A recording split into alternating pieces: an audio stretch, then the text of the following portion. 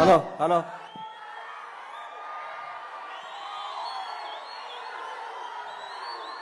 జై చిరంజీవా జగదేక వీరా అసహాయ శూరా అంజనీ కుమారా.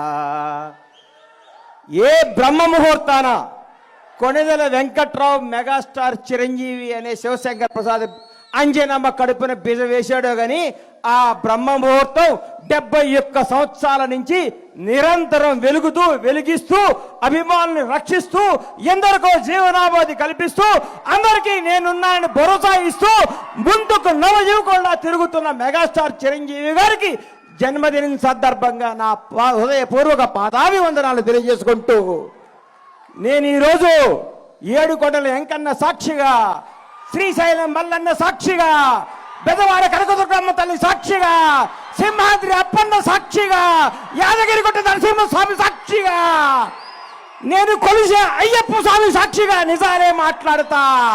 Megastar character గురించి, క్యాలిబర్ గురించి, కెపాసిటీ గురించి, వ్యక్తిత్వం గురించి, వ్యక్తి వికాసాన్ని గురించి నేను మాట్లాడదామని మీ ముందుకు వచ్చాను.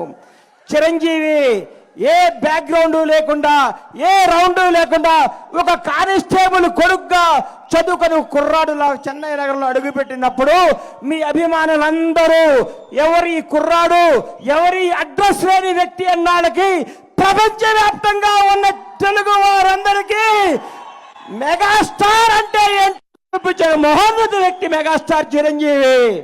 నాకు ఆయన అంటే ప్రాణం. ఎందుకు ప్రాణం అంటే నాకు జీవితాన్ని ఇచ్చిన పవర్ స్టార్ పవన్ కళ్యాణ్ తెలుగు ఇండస్ట్రీకి చేత్తో పట్టుకొచ్చిన మెగాస్టార్.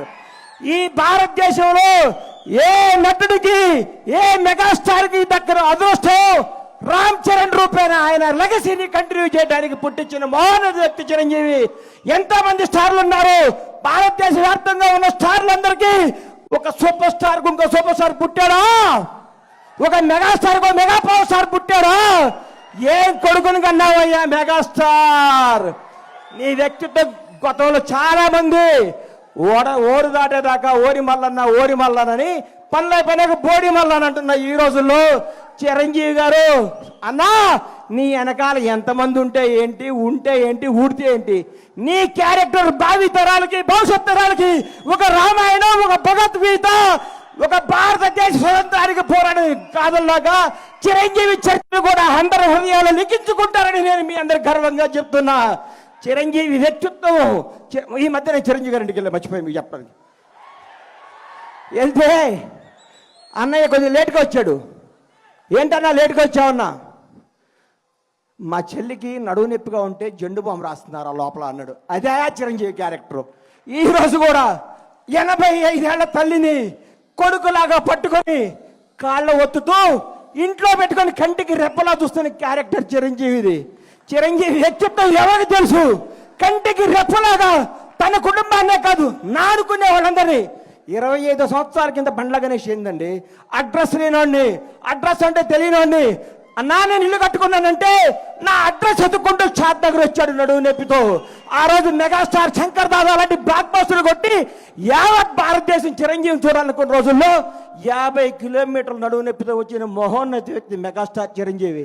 ఆయన క్యారెక్టర్ గురించి మాట్లాడాలంటే, ఆయన క్యాలిబర్ గురించి మాట్లాడాలంటే, ఆయన స్టామినా గురించి మాట్లాడాలంటే, ఆయన నిజాయితీ గురించి మాట్లాడాలంటే, ఆయన నిర్భయం గురించి మాట్లాడాలంటే ఎవరి తరం కాదు, ఎవరి వ్యక్తిత్వం ఉండదు. అన్నా నువ్వు రాజకీయాల్లో నుంచి బయటకు ఎందుకు వచ్చావు అంటే నేను అడిగాను.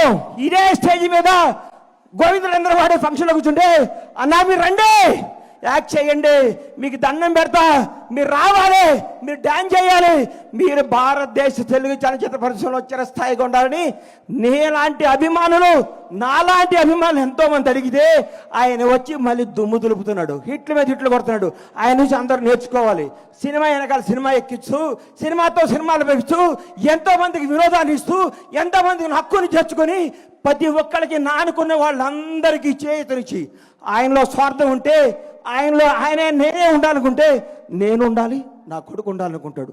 అవన్నీ పక్కన పెట్టి మేము ఉండాలి, మనం అందరం ఉండాలి, అందరూ పైకి రావాలి, అభిమానించే ప్రతి ఒక్కరికి బంగారు భవిష్యత్తు ఇవ్వాలి అని చెప్పిన మోహన వ్యక్తి మెగాస్టార్ చిరంజీవి.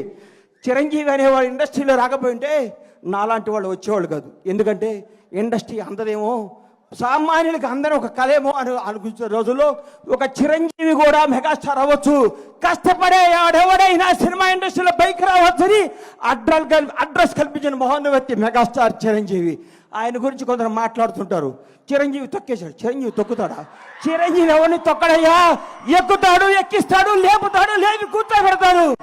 ఎవరికి టాలెంట్ ఉంటే, ఎవరికి శక్తి ఉంటే, ఎవరికి నిజాయితీ ఉంటే వాళ్ళను ఉన్నతమైన కూర్చోబెట్టడమే మెగాస్టార్ చిరంజీవి యొక్క లక్ష్యం, ఆదర్శం, అభిమానం. చిరంజీవి గారి గురించి ఎన్ని చెప్పుకున్నా, ఎంత చెప్పినా, ఏం చెప్పినా తగ్గదు. నేను వెళ్ళి ఏం అవసరం అండి అన్నయ్య నా ఇంట్లో ఇది ఉందంటే చెప్పకుండా ఇంటికి వస్తాడు. అరే గని వస్తాను అంటే వస్తాడు. ఆయన వ్యక్తిత్వ వికాసం, ఆయన చరిత్ర పుస్తకాలు రాసి పుస్తకాలను పాఠ్య పుస్తకాలుగా పెంచిన భావితరాల విద్యార్థులకి మెగాస్టార్ క్యారెక్టర్ ఇదని చెప్పాలని నేను మనస్ఫూర్తిగా కోరుకుంటున్నాను.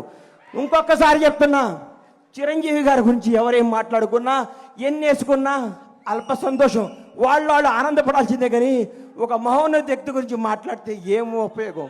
ఇలాంటి బర్త్డేలు ఇంకెన్నో చేసుకోవాలని, ఇంకెన్నెన్నో హిట్లు ఇవ్వాలని, ఇంకా ఎంతగా వేయాలని మనస్ఫూర్తిగా కోరుకుంటూ ఈ అవకాశం ఇచ్చిన మెగా అభిమానులందరికీ, ముఖ్యంగా మిత్రుడు స్వామినాయుడు గారికి హృదయపూర్వక కృతజ్ఞతలు తెలియజేసుకుంటూ సెలవు తీసుకుంటున్నాను.